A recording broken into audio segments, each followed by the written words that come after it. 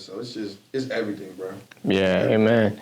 And then for people that don't know, like Tahi and I, we grew up, well, all three of us, like we grew up in the church, and this is like all we known. We're actively a part of it and serving. And so with that, there'll be things, opportunities and things that'll come to us that we can't do. Like we can't, man, I got this church event I got to go to, or I got this. Right. And Talia and I were just talking about this, but you know, God sees that, and he's a rewarder of that, because we're putting kingdom first, you know? And at the end of the day, this is what's going to allow us to sustain. Like we might shoot up faster if we, you know, stepped out of the church and said, oh no, I'm going to do this and I'm going to go, and took all the opportunities. We might shoot up faster.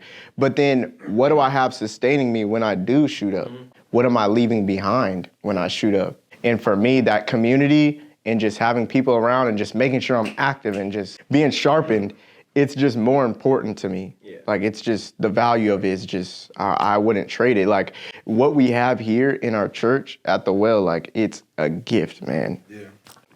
Like, it's a gift, and I refuse to just pass up on that for some followers or for some, you know what I'm saying? Like, that stuff will come. Money, bro, all that stuff is, I mean, you see all the time, bro. All these artists, rappers, all these people with a lot of money, and they're empty.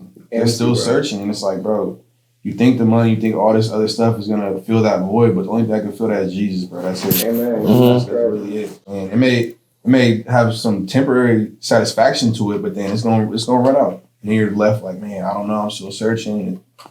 It's not a good place to be. I think people gotta get to a point where, like, you get to a point where you gotta, like, switch for yourself. Like, at one point we were going because our parents told us to go, and that was kind of it. Yeah. And it wasn't really more than that.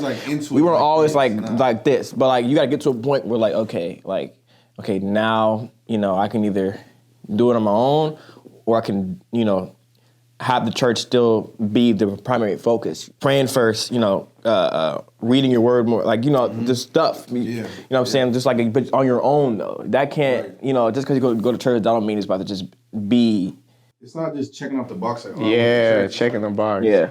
It's really for your health, bro, for your spiritual health, for your life. Like, man, you get to a certain point where it's like, man, I need this. Like, I need God in my life. Like, I've seen when I don't have him, and I see when I do have him, in life is just it's just so much better with him in my life, because he's there for everything. And when I didn't have him, it was like I was trying to do it on my own. I didn't have the answers, and you got all this stuff just happening. But with God, it's like, man, I have someone to go to for everything, for every single thing I'm going through. Hey, man, it's a surrender.